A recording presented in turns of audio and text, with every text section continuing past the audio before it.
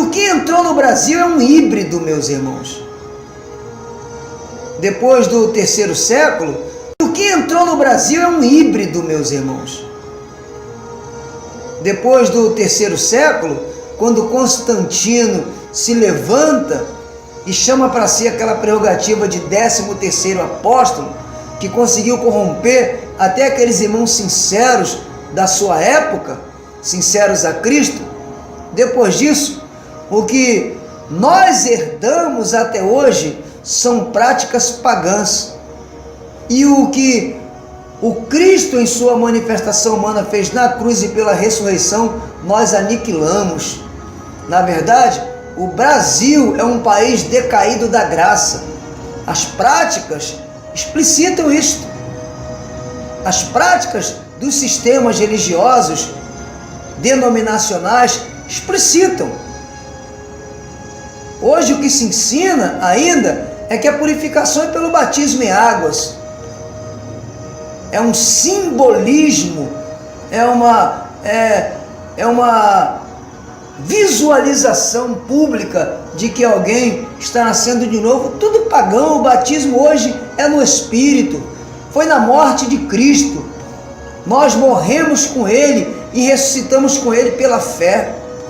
O selo é com o Espírito Santo. O batismo não é em águas para purificação. O lavar purificador e regenerador é pelo Espírito. Paulo fala a Tito e a nós no capítulo 3. O que se chama de celebração da ceia do Senhor é um ritual pagão. Não tem nada a ver com aquilo que Paulo traz como revelação para os coríntios e para nós, que estava vivendo atos pagãos.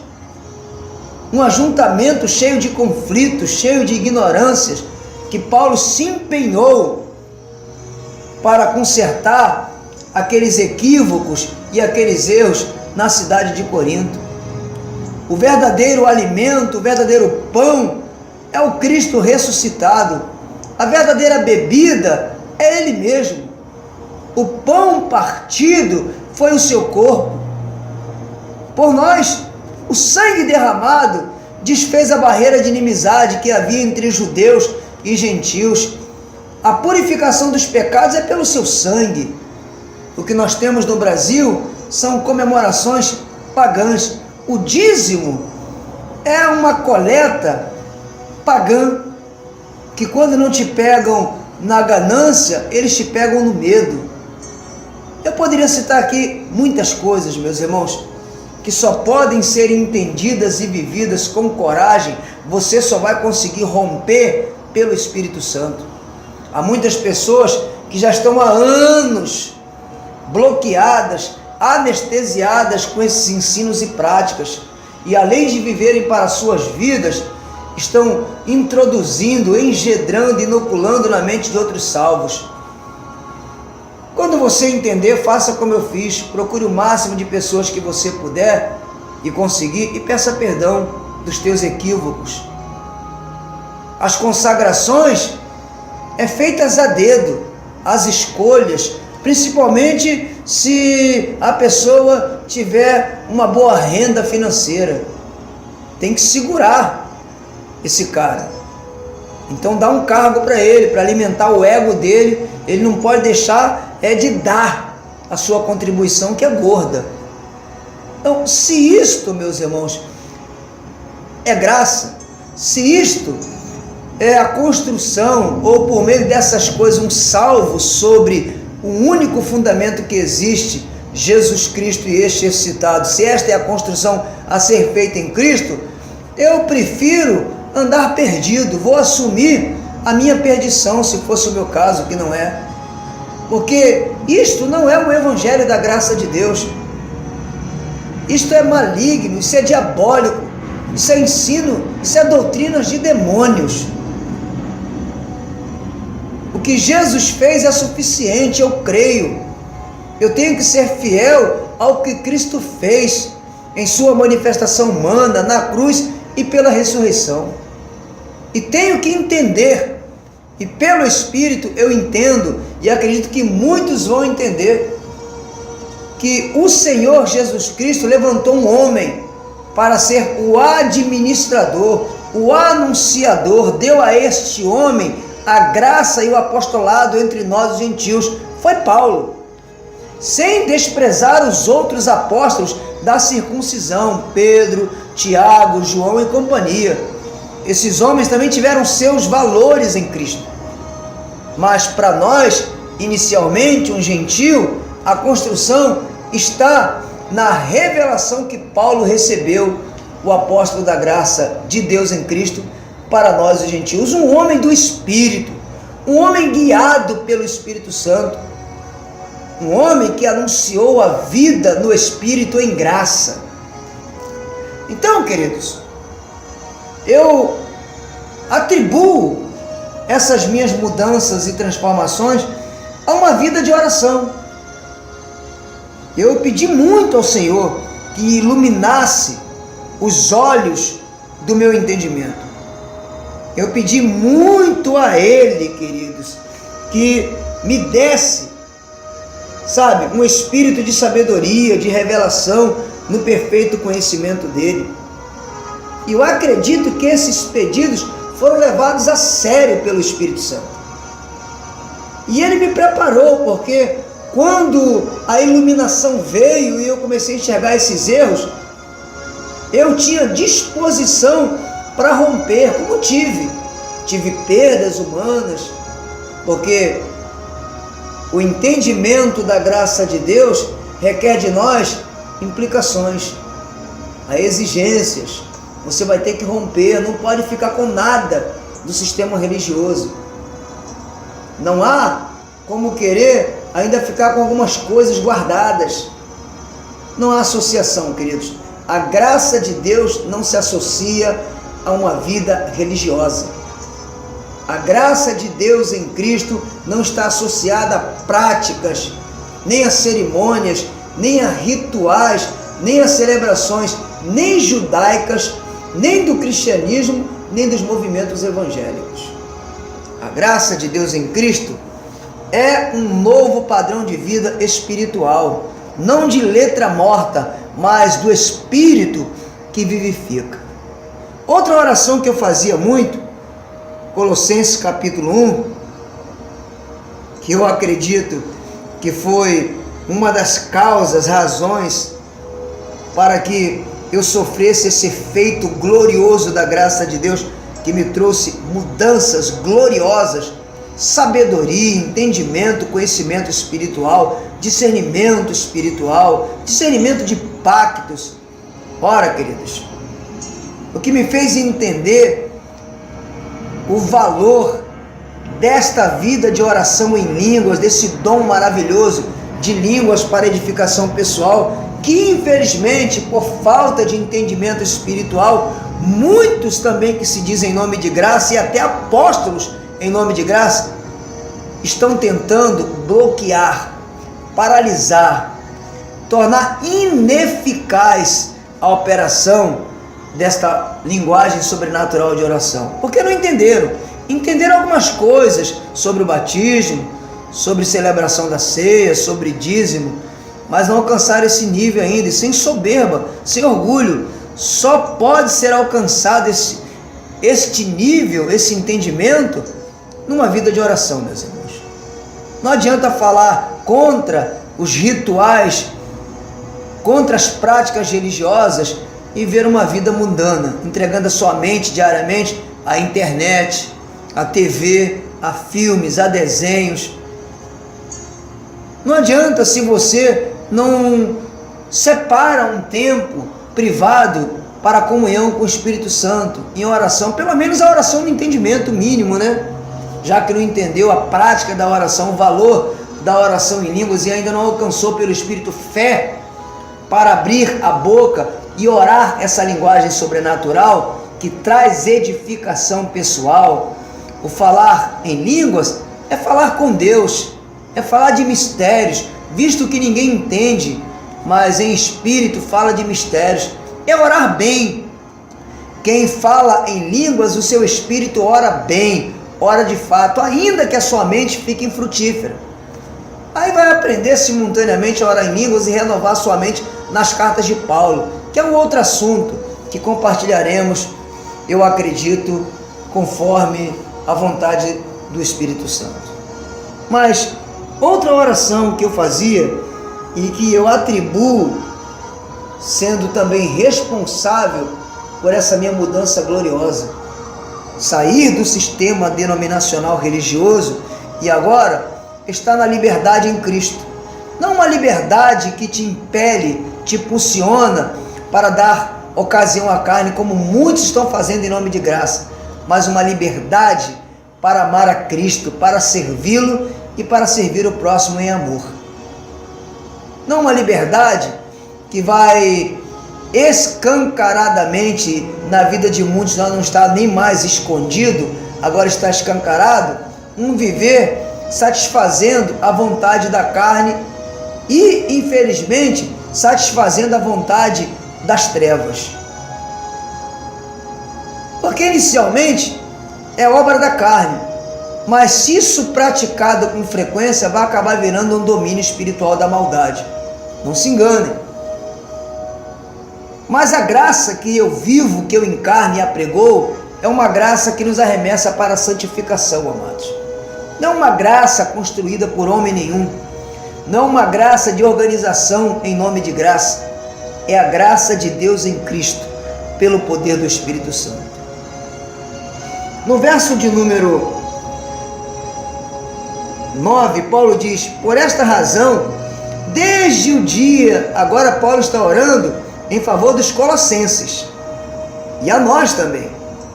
Desde o dia, verso 9, em que ouvimos, não deixamos de orar por vocês e de pedir que sejam cheios do perfeito conhecimento da vontade de Deus, até transbordar com toda a sabedoria e entendimento espiritual. É isso para que vocês vivam de maneira digna do Senhor e em tudo possam agradá-lo, frutificando em toda boa obra, crescendo no conhecimento de Deus e sendo fortalecidos com todo o poder, de acordo com a força da sua glória, para que tenham toda a perseverança e paciência com alegria, dando graças ao Pai, que nos tornou dignos de participar da herança dos santos na luz. Está aqui, queridos, mais uma causa desta minha mudança, mais uma causa desse meu mudar de olhar, de falar, de entendimento, de pensamento, de práticas. Eu fiz muito esta oração, fiz muito esse pedido ao Pai em nome de Jesus Cristo, e quero dizer-lhes que Ele levou a sério. Final de 2007 para cá, o que eu entendo é resultado desta vida de oração, meus irmãos. Volto a repetir, outras pessoas tiveram suas experiências, suas causas, suas razões. As minhas são estas. Os resultados hoje em graça, os efeitos, o meu proceder em graça, o que eu ensino, o que eu falo, é resultado de alguns anos fazendo essas orações. Eu pedi ao Pai muitas das vezes, junto com a minha esposa e depois com outros irmãos, se é que posso chamá-los de irmãos, que depois se levantaram contra, que me abandonaram. Alguns voltaram para suas respectivas denominações, outros estão perambulando para lá e para cá. Mas, queridos, se você faz uma oração a Deus, você tem que crer que Ele vai responder, porque Ele ouve, Ele responde. Ninguém pense que se pedir alguma coisa a Deus, e se essa oração é da fé, Ele vai ouvir. Sem fé é impossível agradar a Deus, porque importa que aqueles que se aproximam de Deus creia primeiro que Ele exista e que Ele é recompensador daqueles que o buscam. Então, se você busca a Deus em oração, fazendo uma oração dessa qualidade, deste nível, Você espera ser religioso a vida toda? Não. Isso vai acabar na sua vida. Muita gente não rompeu porque tem medo, mas sabe que está errado. Muita gente não se desvinculou porque ainda não cresceu suficientemente no espírito e na fé para romper.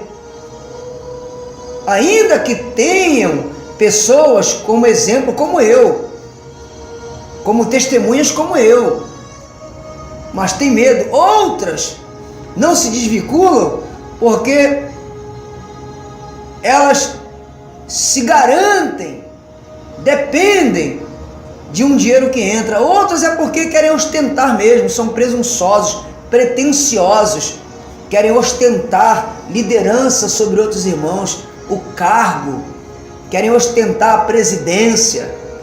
Só que tudo isso, meus irmãos, é lixo, se comparado ao que o Espírito Santo tem para você, se comparado com o verdadeiro ministério e dom que ele tem preparado para você. Até porque Efésios 4:7, Paulo disse que a cada um de nós é dado uma medida da graça.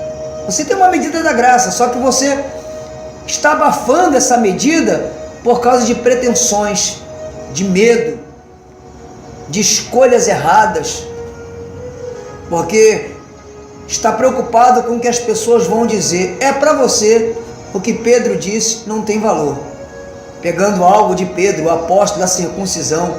Mas Pedro falou muita coisa boa que serve para nós, os gentios também, como instrução.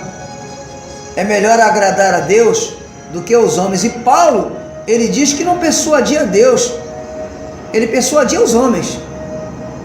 Então, meus irmãos, estas são algumas das razões pelas quais eu mudei de 2007 para cá. Alguns vão dizer que eu fechei a igreja, se referindo ao lugar com placas, que eu estou desviado, de Deus, porque o desviado de Deus na ótica religiosa, do sistema religioso operacional, é aquele que não está indo mais ao lugar. O desviado de Deus na ótica do Evangelho da Graça é o desviado da verdade da graça. E a verdade da graça foi o que Cristo fez em sua manifestação humana, na cruz e na ressurreição. Então, na ótica, nos óculos da religião, eu estou desviado. Mas de lá para cá, de 2007, final de 2007 para cá, eu tenho conseguido ajudar muitas pessoas a enxergarem, a terem seus olhos iluminados e a saírem deste jugo de escravidão. Meus irmãos, Gálatas capítulo 5, verso 1, Paulo diz assim: foi para a liberdade que Cristo vos libertou. Portanto, estejais firmes, não estejais oscilantes, na dúvida, com um pé lá, o outro cá. Está firmes. Paulo disse: e não tornei-vos a meter-vos de novo debaixo de um jugo de escravidão. É isso que acontece. Muita gente saiu do espiritismo, do jugo das forças espirituais da maldade. Muita gente saiu do jugo da droga, da bebida, do adultério, do roubo, do homicídio, e agora ele fica subjugado no jugo da religião. Ele se torna um escravo da religião em nome de Jesus, para piorar. Mas a graça, ela não apresenta jugo. E quando apresenta jugo, o seu jugo é suave, o seu fardo é leve. Agora a graça, queridos, ela nos educa para sermos a imagem do Senhor Jesus Cristo enquanto vivermos nessa jornada terrena. É isso que eu entendo como sendo graça. É isso que eu creio como sendo graça. É isso que eu vivo, encarno como sendo graça de Deus. Eu estou deixando de maneira simples, quase que não pregada, mais falada do que tudo, as razões pelas quais eu mudei o meu olhar, o meu entendimento foi mudado, minha compreensão e minhas práticas espirituais. Quero deixar para vocês dessa forma simples. E acredito que o melhor caminho para termos os olhos do nosso entendimento iluminados não é buscando na internet. É bom ouvir pessoas que romperam, mas eu acredito que o melhor meio e o meio correto, perfeito, excelente, é você passando tempo com o Espírito Santo em oração, pedindo a Ele que abra, que ilumine os olhos do teu entendimento, que te dê espírito de sabedoria e de revelação no perfeito conhecimento de Deus, que te dê o conhecimento da vontade de Deus com toda a sabedoria e entendimento espiritual. Eu acredito que dessas formas espirituais você entenderá a graça, você entenderá o que valida hoje, o que está em vigor hoje e o que não mais é necessário. Quero deixar com vocês esse simples áudio. Graça e paz a todos.